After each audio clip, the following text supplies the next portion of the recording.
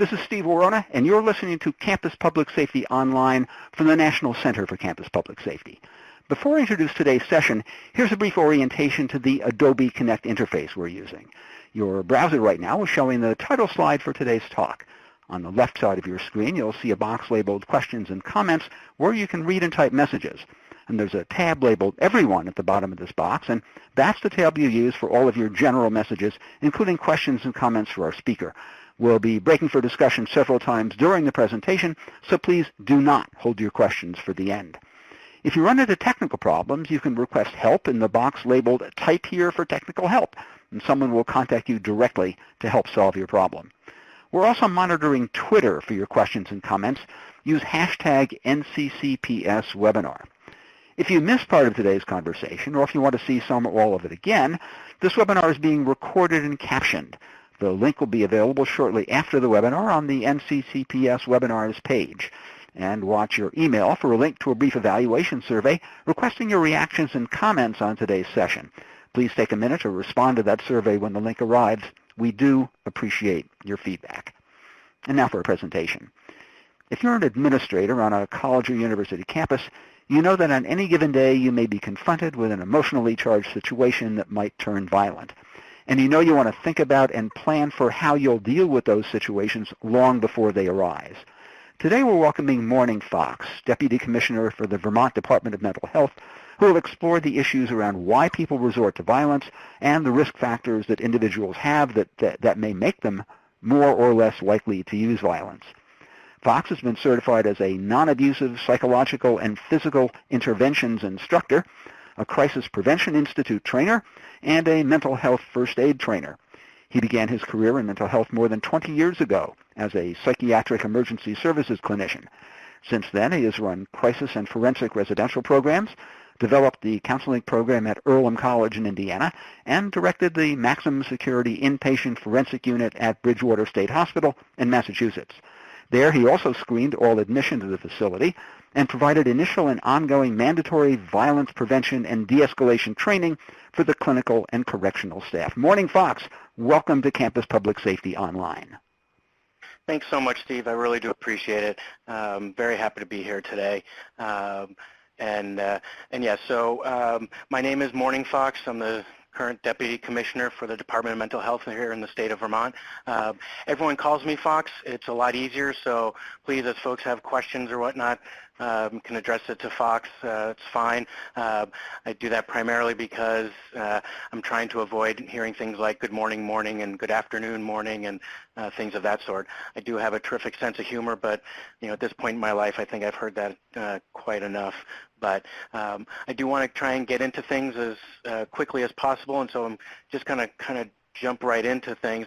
And I just want to kind of give folks a heads up that I'm trying to really get a lot of information into what I see as a short time frame. And so I do apologize if I tend to go fast at different times.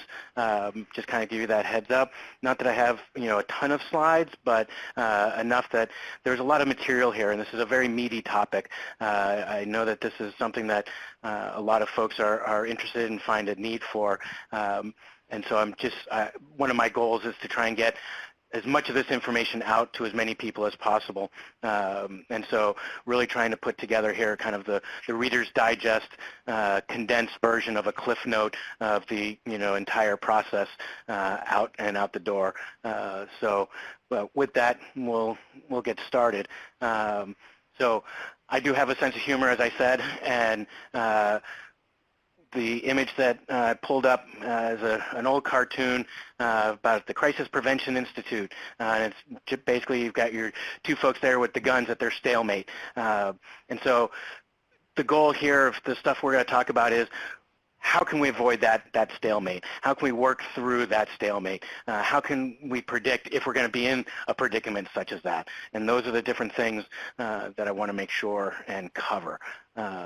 So we'll be going into different things about risk factors, why people may or may not become violent or assaultive, what things lead them to being at a higher risk for it, and also working on talking about a common language for once we have identified some problematic behaviors or potentially violent or assaultive behaviors, how we can communicate that amongst ourselves and amongst our peers and coworkers so that we're all as best and ready able to intervene as possible.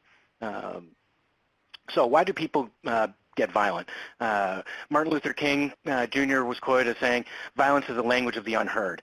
That for some folks, feeling like they don't have a voice and are unable to communicate or not being heard, they feel that they've been silenced in one way, shape, or another, whether it be because of being in a minority status or having an educational difference or something of that sort. And so people may resort to violence as it gets people's attention. We generally don't ignore violence. And so, if someone is feeling kind of stuck and not sure how to move forward with something and get the attention they feel they need or deserve, violence is a way of getting that attention. So it helps give people a voice. Sometimes violence is a method of protecting oneself. If they are feeling that they've been attacked verbally, aggressively, or physically, then to act physically aggressive can help, in one's mind, help prevent further abuse or further violence on them. There is that portion of the population that uses violence to control and dominate others.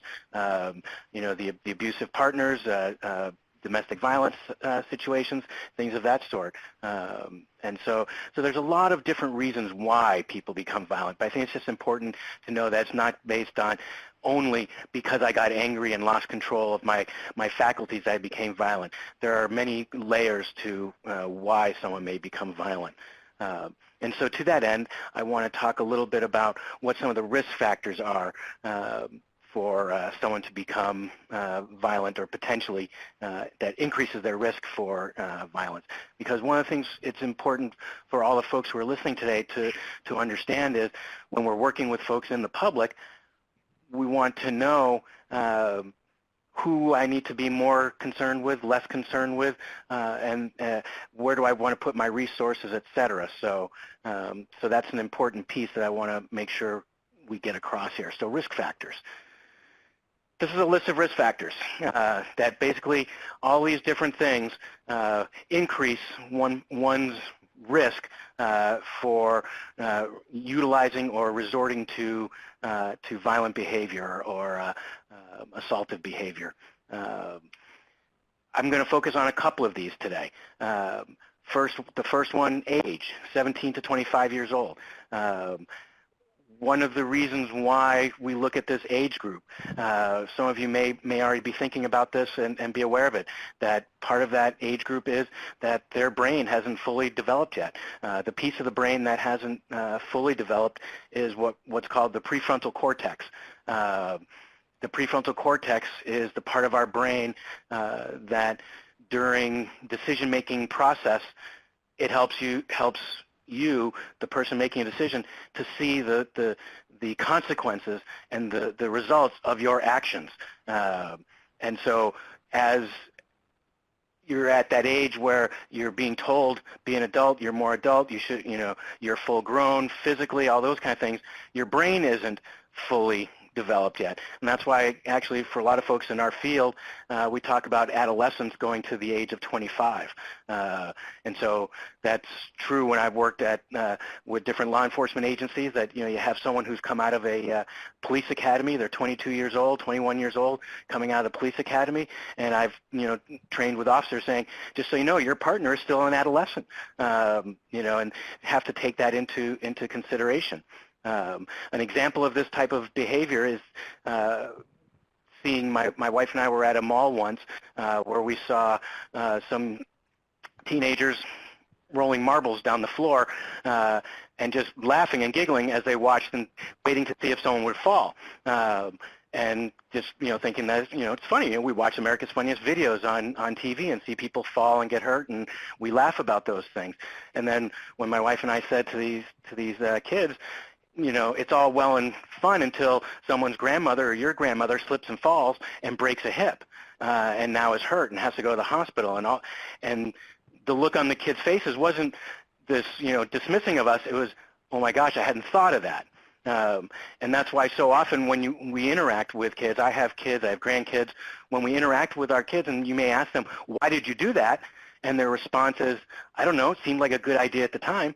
That's because the prefrontal cortex hasn't fully developed. They aren't able to actually see the potential consequences of their behavior. Men have typically a higher risk for violence.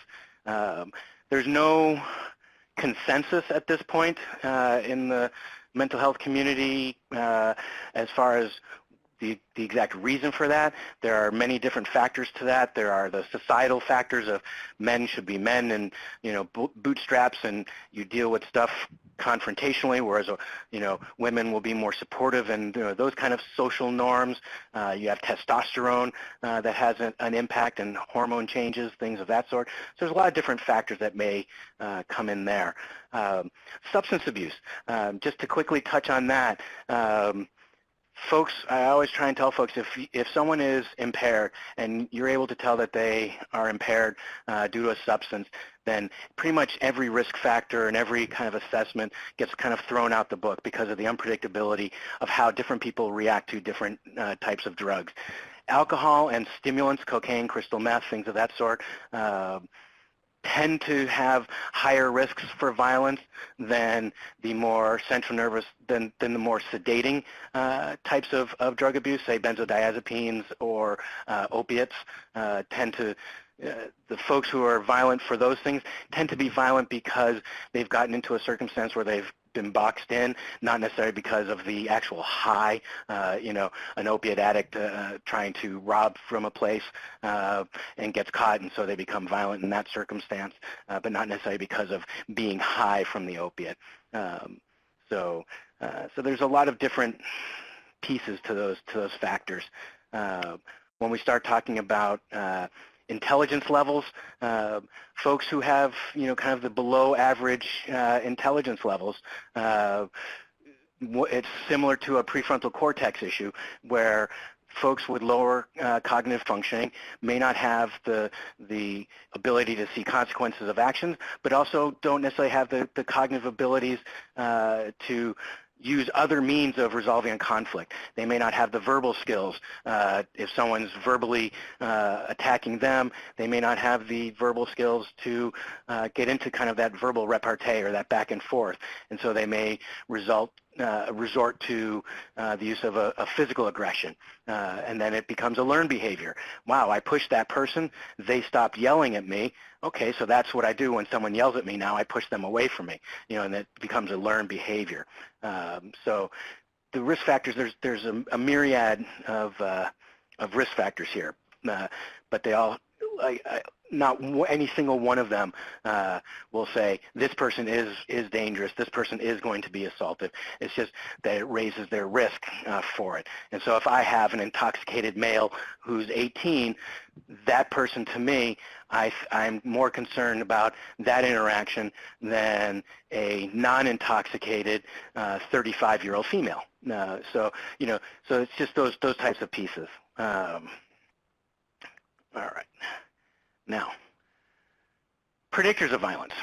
What I want to talk about right here is you may or may not know some of the risk factors of any individual that you're interacting with.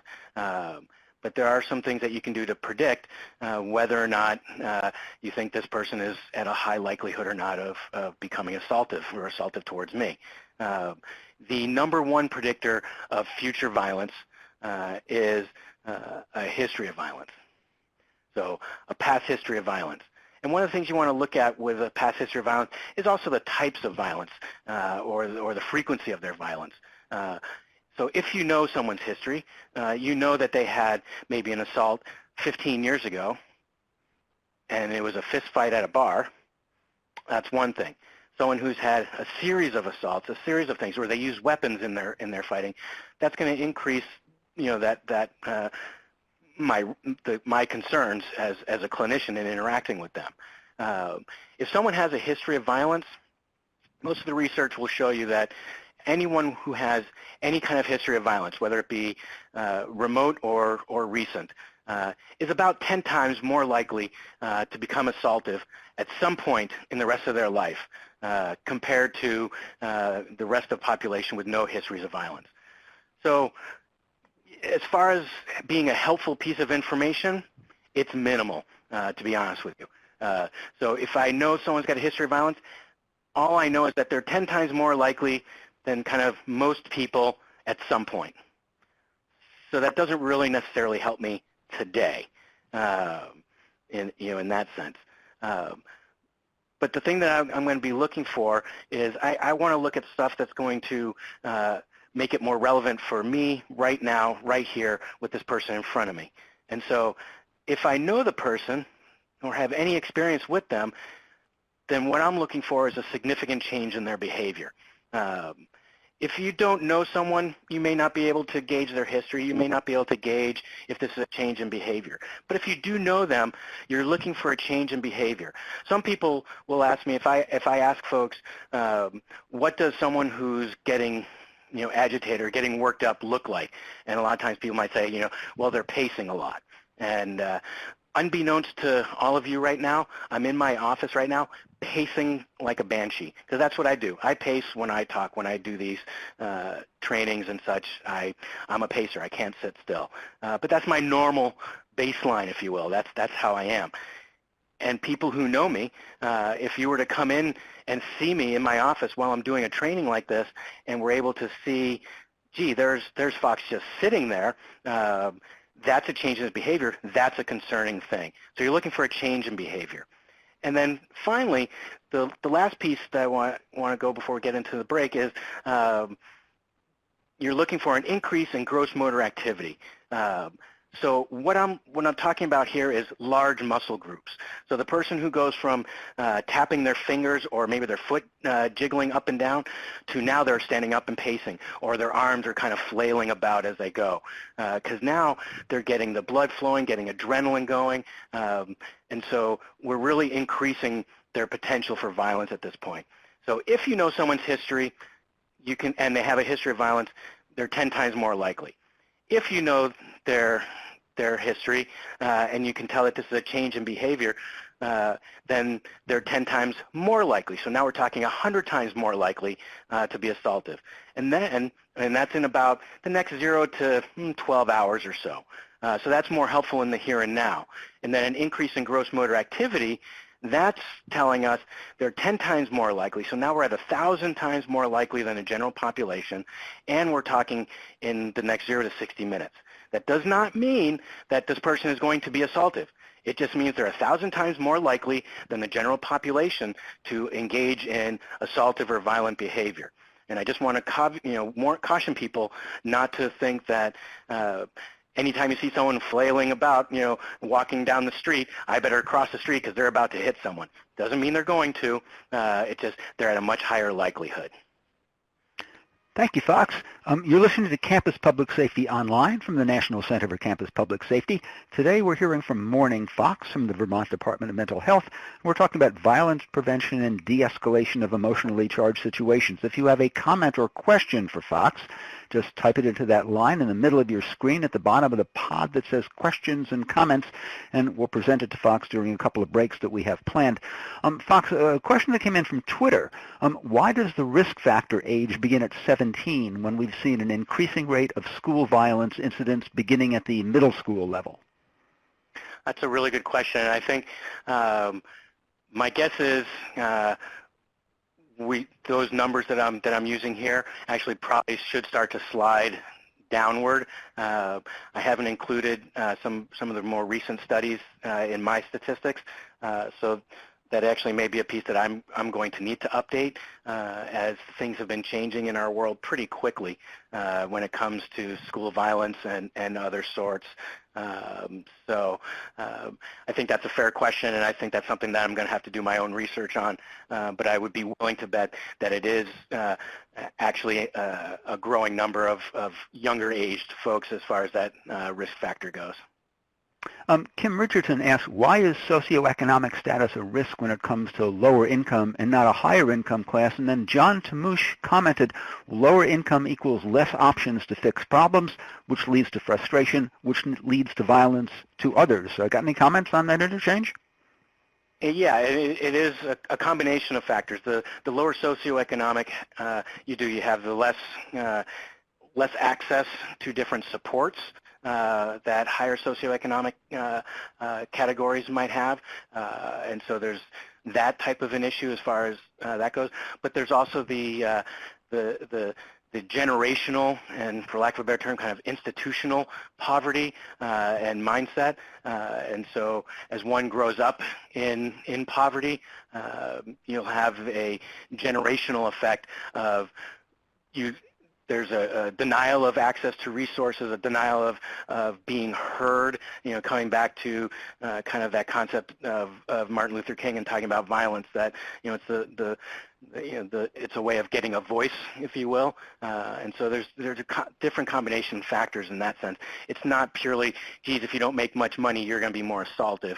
It's the different factors of, it's really more kind of the social factors of access to supports, access to treatment, access to addiction recovery, access to, all those types of things, as well as, again, being able to feel like one has a voice and being able to speak and be heard. Let me squeeze in one more comment here. Someone follows up your answer with, what about affluenza, the untouchable mentality of the affluent? It's an interesting concept. I'm really not sure. I'd have to think about that.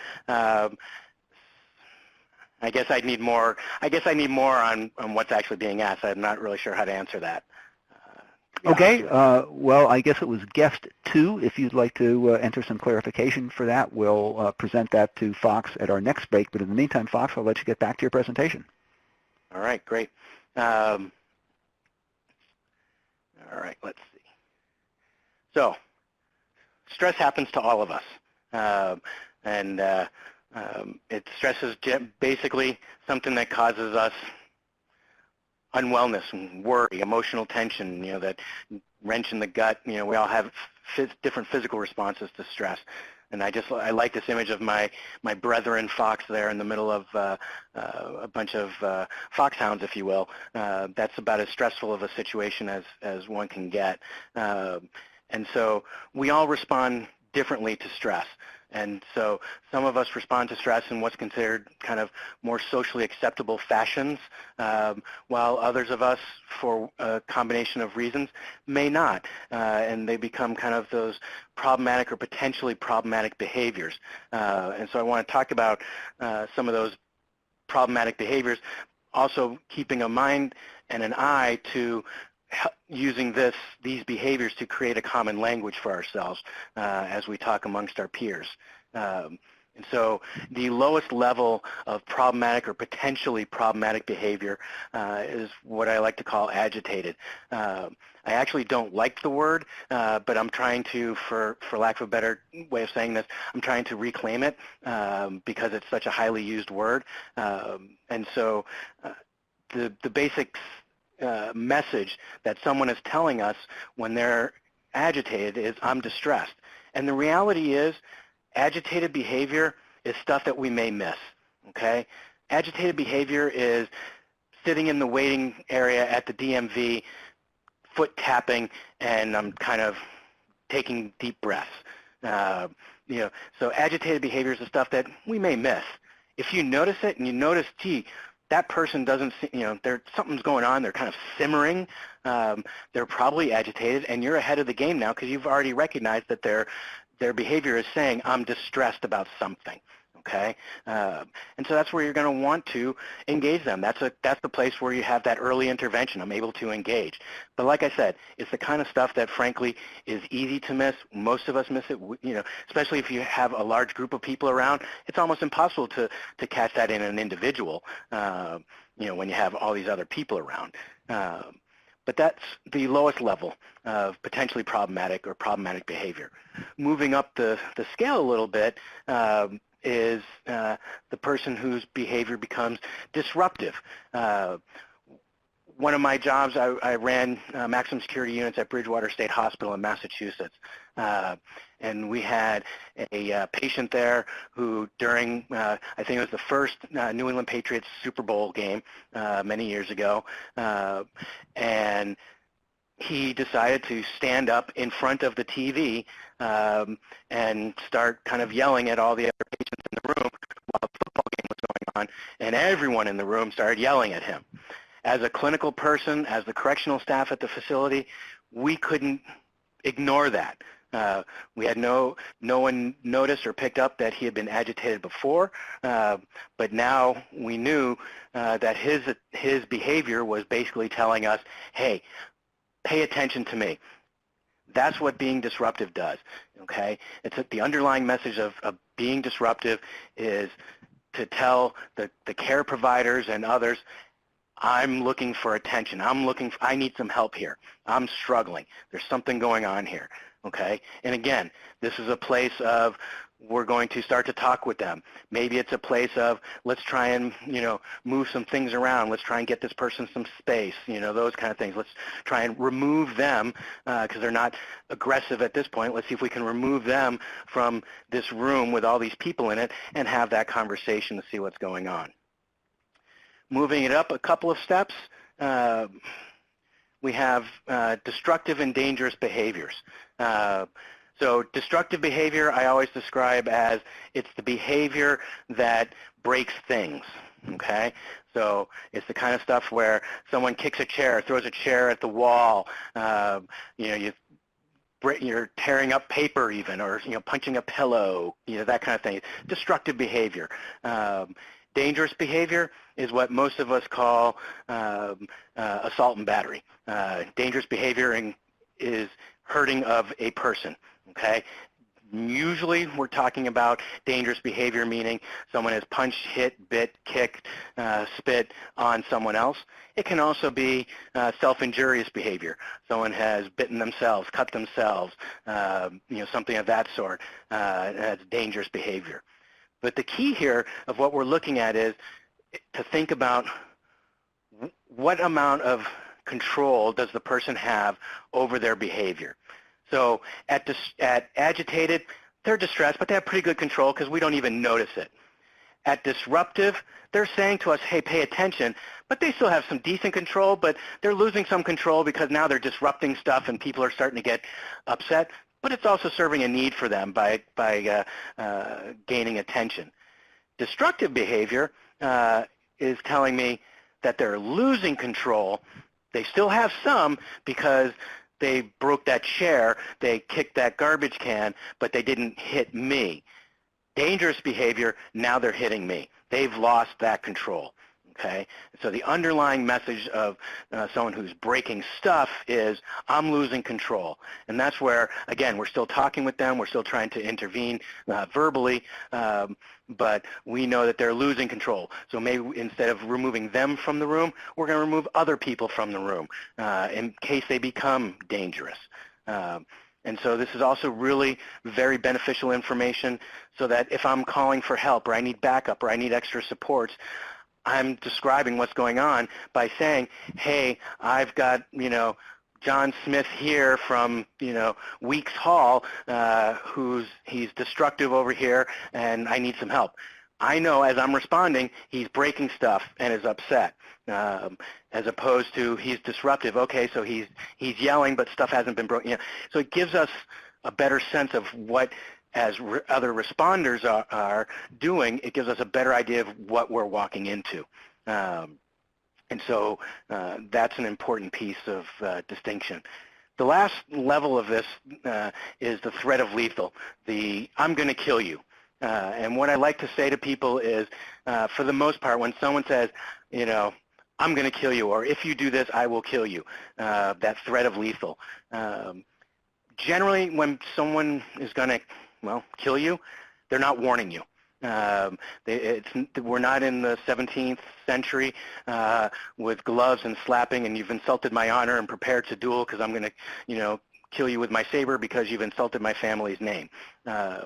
generally, if someone's going to stab someone, going to assault someone, they're not giving you a warning.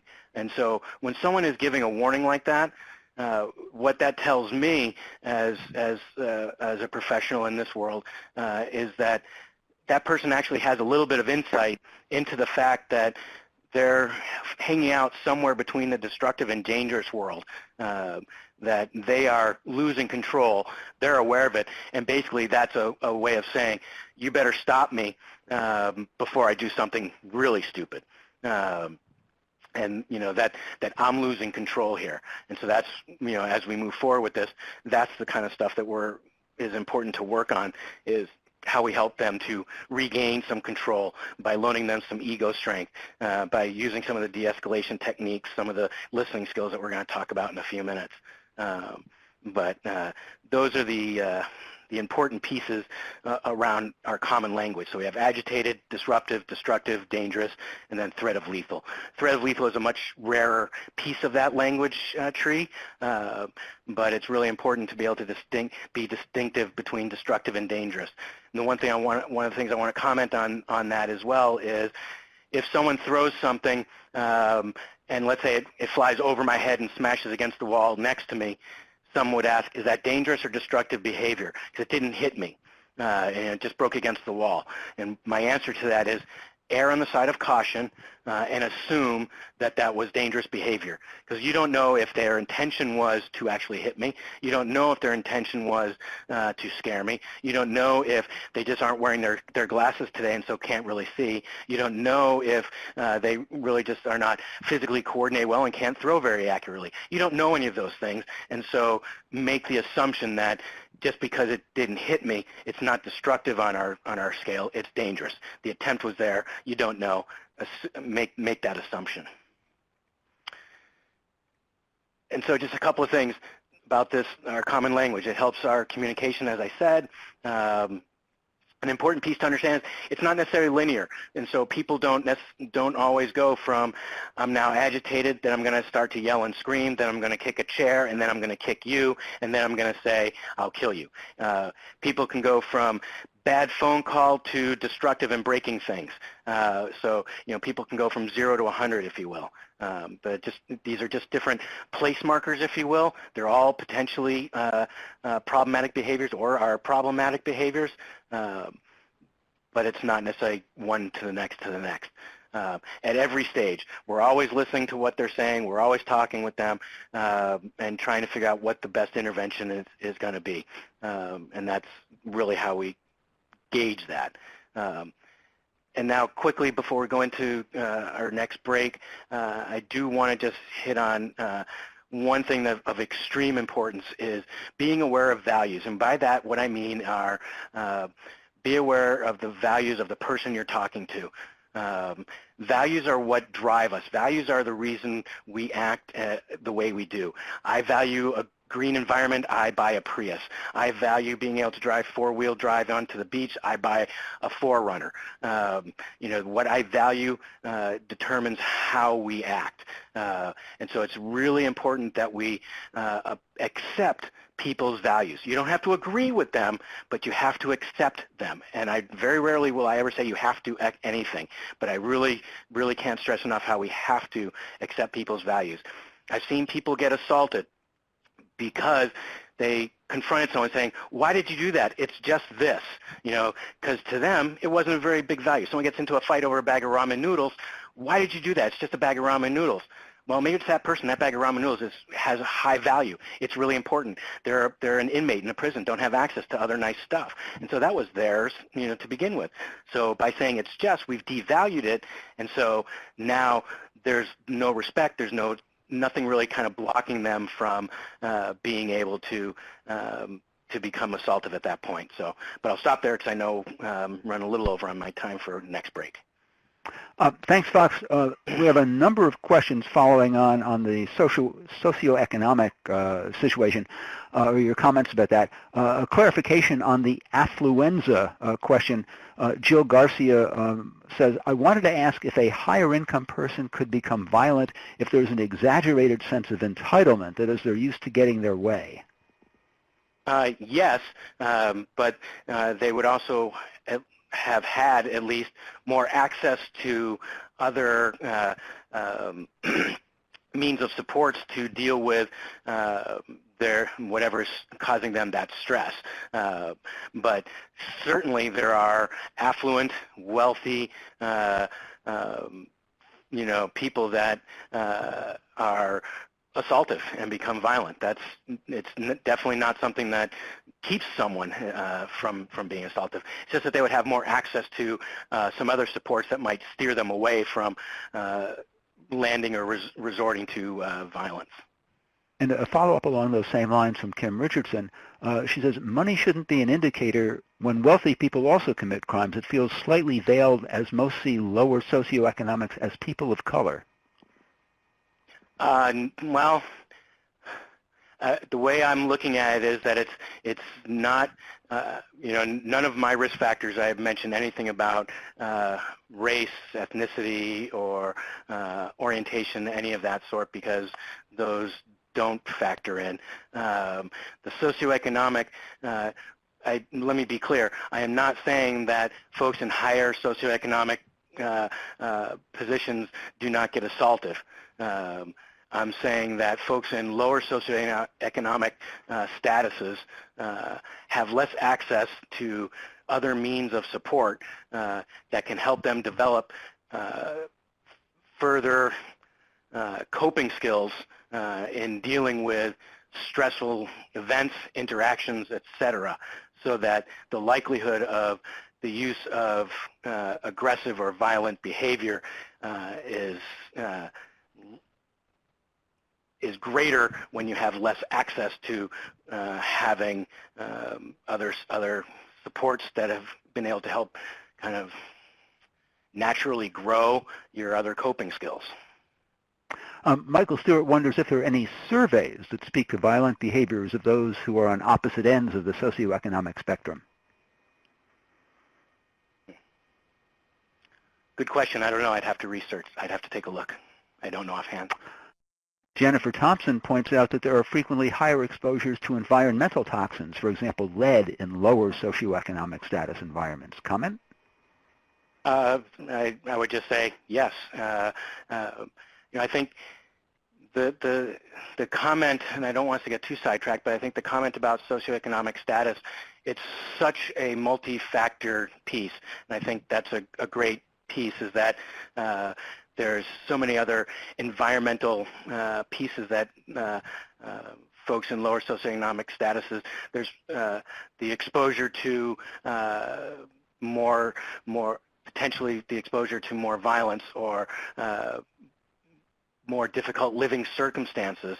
And then again, like I said, you have the generational poverty kind of issues that exposes people to different things of this sort. But I want to be clear, I am not saying that people who are, at or below the federal poverty level are, more assaultive people by nature. It's the socioeconomic status. It's all the different impacts and influences related to being in that status that have the impact. It's not the actual bank account that makes the difference. And one more comment on that theme, and then we're going to try to squeeze in two others during this break. Ann Vernon wonders if socioeconomic status incidents are, if the statistics are related to the status. Maybe the incidents of violence are reported more often with lower income folks. It's possible. I think it's a non-event, so I don't have I don't have a statistics to go one way or the other on that. I'm going to try to get two more in. Do the predictors of violence differ for women of the same age group in any way?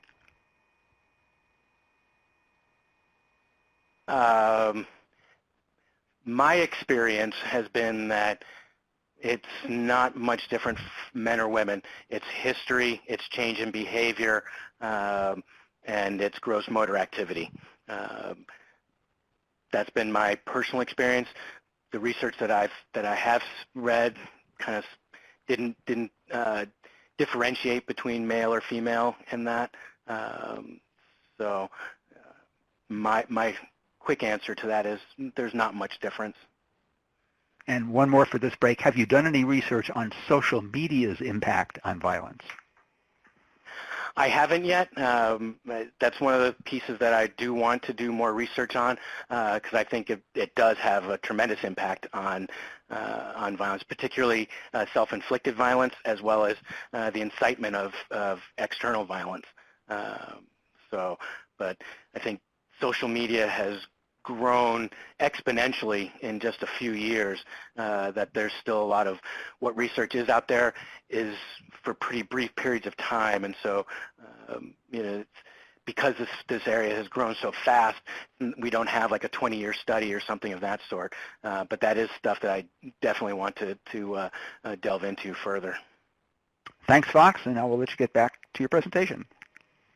Right, so what I want to do now is just move into, instead of how we speak to each other and whether or not we need to have concerns or should have concerns of someone's behaviors, how to actually try to integrate with someone and mitigate what's going on.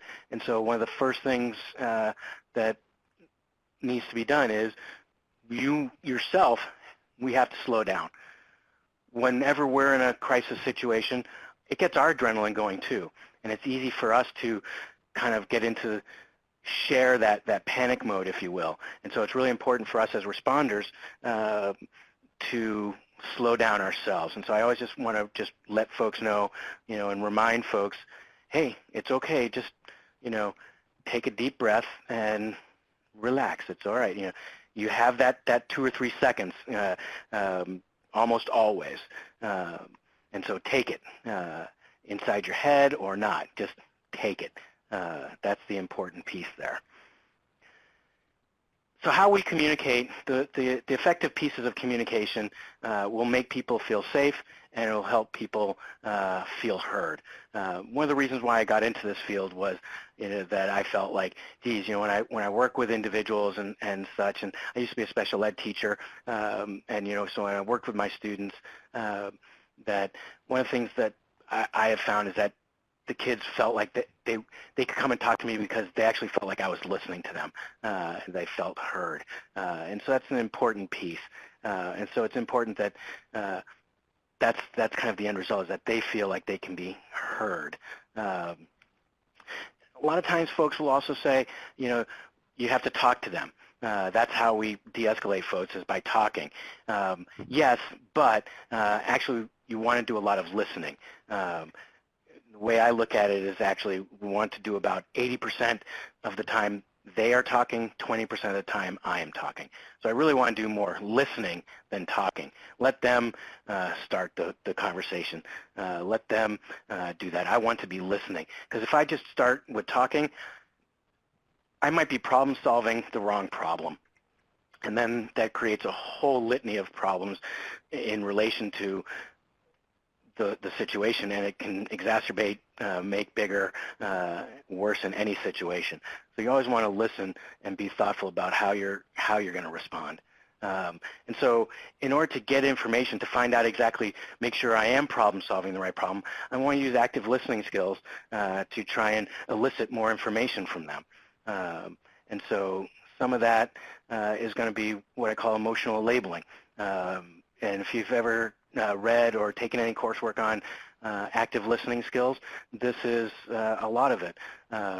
So emotional labeling, the intent of that is to really just label what emotion you're hearing from the person rather than kind of the content of it. So hearing that, it's like, yeah, Fox, you seem agitated. You sound really upset right now. That kind of thing. And there's a big difference.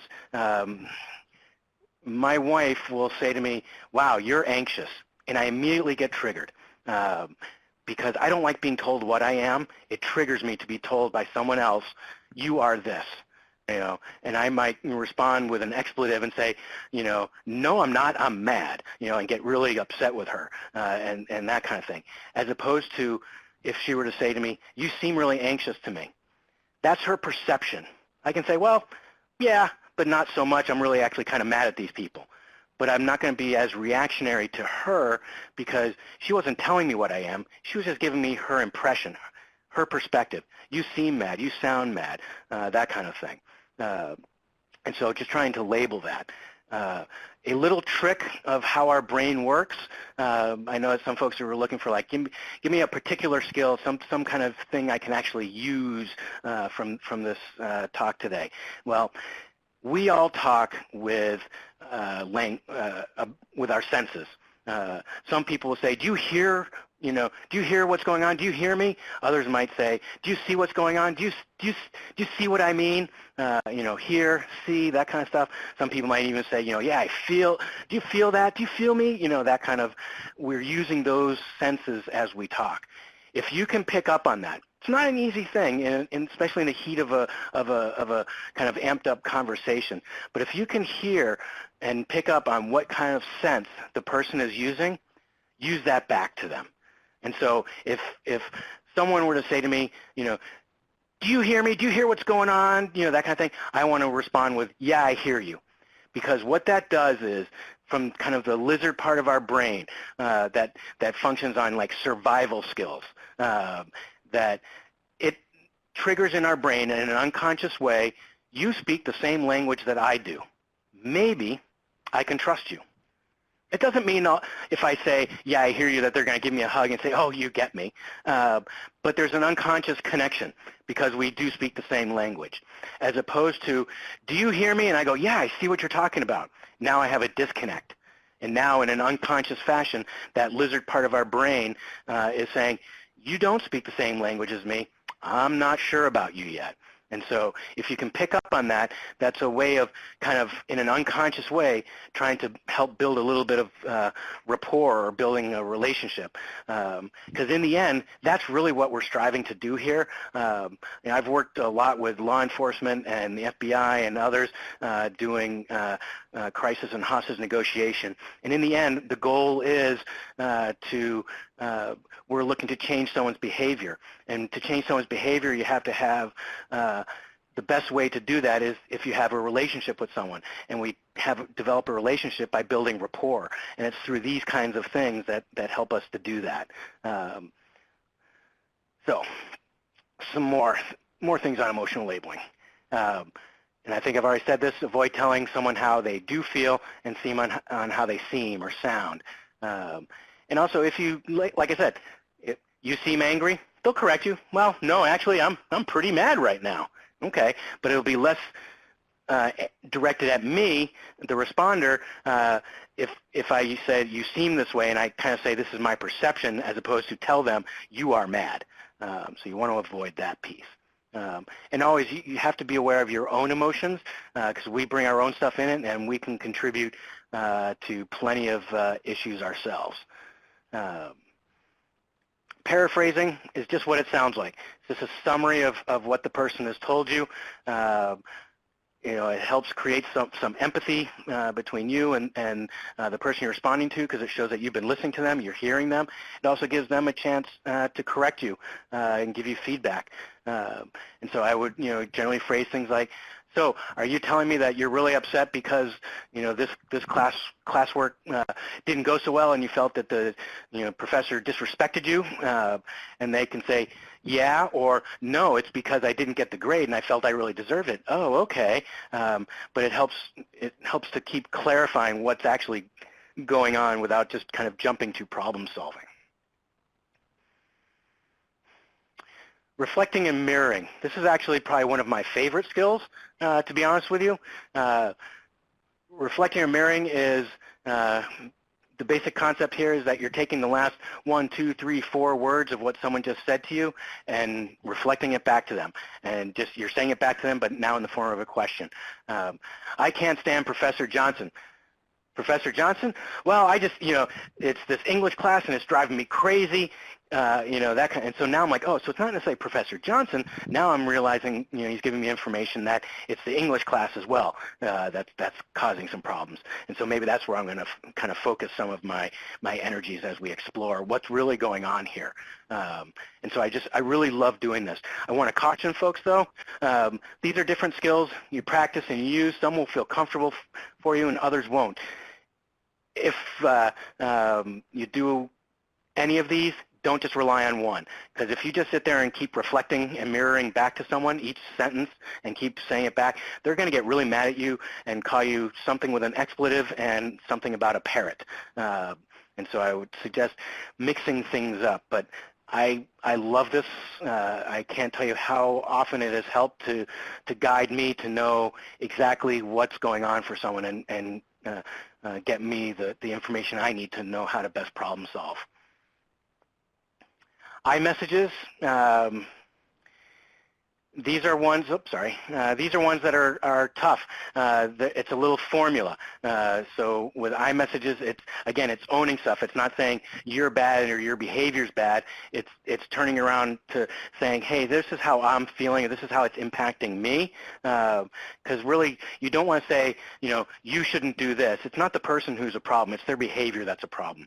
And so we want to be able to kind of say, this is what's bothering me, and this is why it's bothering me, and so I'm hoping you can fix it, is basically the formula. So I feel when you, because, and I would like you to X. So for me, the best thing is to kind of say, is, hey, when you yell at me, I feel frustrated when you yell at me because it's hard. I've got it on here, but I'll say a different one. What I actually use. I say I feel frustrated when you yell at me because I'm afraid I might miss something that's important, and I'd like for you to talk to me over here, or come sit down with me and talk with me over here. And there's a couple of reasons I do this. One is I am frustrated, but I want to say I'm frustrated because it's something that's important to the person. And so I'll say I feel frustrated when you yell because I'm afraid I might miss something that's important. You're talking to me, you're upset, you don't want me to miss something, so I want to let them know, hey, I don't want to miss something. So when you yell at me, it frustrates me because I might miss something. And then I say, and I'd like you to come sit over here and talk with me, or something of that nature. Because A, now I'm getting the body engaged and trying to get them to move a little bit, and so that's engaging the body and getting out of their mind a little bit. And also, if I can guide them to, let's have a conversation where we sit down. Our social norm is when two people are sitting in chairs across from each other or next to each other, is that we're going to have a conversation like this, as opposed to standing up. There's this social norm when people sit down to have a conversation. So it kind of helps prompt them to having a calmer conversation by physically getting into a sitting position, something of that sort. So I'll frequently be asking someone, hey, let's sit down over here and discuss this. All in mind, keeping in mind safety and all the other pieces of where I'm sitting and others, but it's a very effective tool.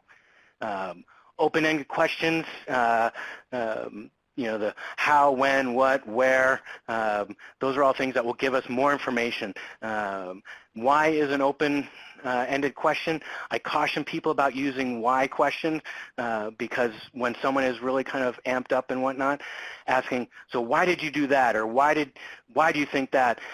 That can be perceived as you're kind of questioning their judgment, questioning why they did something, and that you're kind of giving a negative connotation to them, as opposed to, so how did you get here? So tell me what happened. Where did this all occur? Those kind of questions are much more neutral, but it keeps them talking and gives me more information to problem solve, and that's the real bottom line here. So being able to do these different things and pieces of communication helps create an alliance. And from an assaultive perspective, the way our brains work, it's really difficult for us to assault someone that we respect or feel that we're being treated with respect. And so if someone feels that you're treating them with respect, it becomes much harder for them to engage in any kind of assaultive or violent behavior towards you. It's just how our brains are wired. Very quickly, validating the feeling. It's one of the most common things that we say is, I understand that this is frustrating to you, or I understand how hard this is. And I want to caution folks, you don't. You don't understand how frustrating it is. You don't understand how bad this is. You could have gone through the exact same life circumstances that the person sitting across from you has gone through, and you still don't understand exactly how it is, because you're not them, you didn't have their parents, all those kind of things. So you can change that into a really helpful saying by saying, help me to understand how frustrating frustrating this is to you, because now I'm giving that person some of my own ego strength. I'm giving them some power and control in a situation where they're feeling less control, less feeling out of power. And so by saying, teach me something, help me to understand, I'm giving them the sense of power and control to help balance that feeling of control. I know we're running short on time.